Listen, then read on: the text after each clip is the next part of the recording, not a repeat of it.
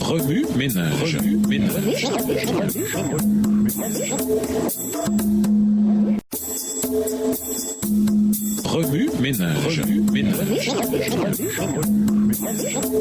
Bienvenue dans votre émission Remue ménage.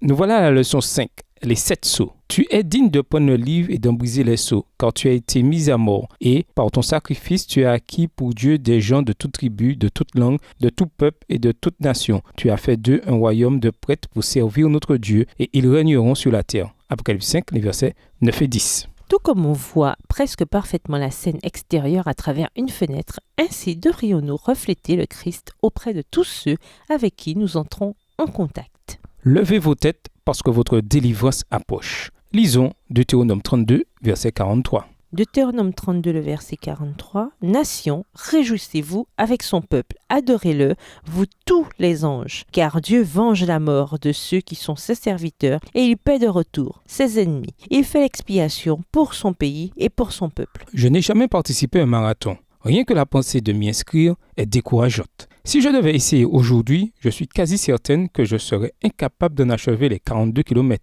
Je peux presque entendre mes jambes et mes muscles hurler. Nous ne sommes pas entraînés pour ça. Ou combien de kilomètres reste-t-il encore à franchir? Cependant, j'ai l'assurance qu'avec l'entraînement et la préparation nécessaires, courir un marathon est un objectif qu'un jour je pourrais atteindre. Les coureurs passionnés sont bien conscients de l'entraînement et de la consécration entrant dans la préparation de marathon. À l'instar des coureurs qui doivent se préparer physiquement et mentalement pour les marathons, les chrétiens doivent s'entraîner et se préparer chaque jour pour achever la course spirituelle. Les coureurs peuvent faire face à la déshydratation, à la douleur, à l'épuisement et à des changements de température corporelle, particulièrement vers la fin de la course. De même, dans notre course spirituelle, nous pouvons nous aussi faire face à des périodes de douleur et d'épuisement et prendre courage en sachant que la course s'achèvera bientôt. Il y aura des guerres proches et des nouvelles sur des guerres lointaines. Un peuple combattra contre un autre peuple et un royaume attaquera un autre royaume. Et il y aura des famines et des tremblements de terre dans différentes régions. Matthieu 24, les versets 6 et 7.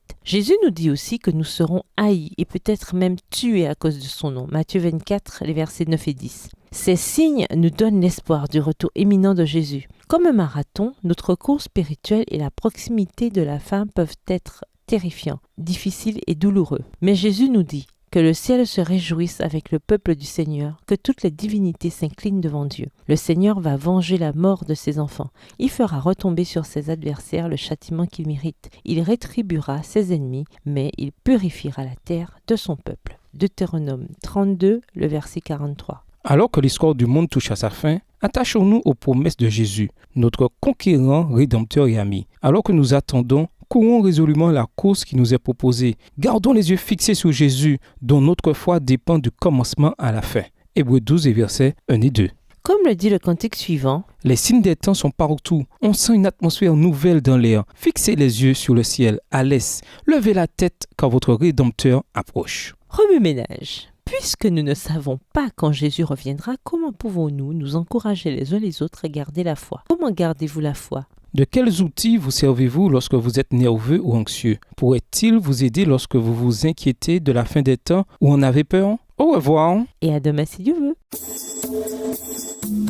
Remue ménage. Remue ménage.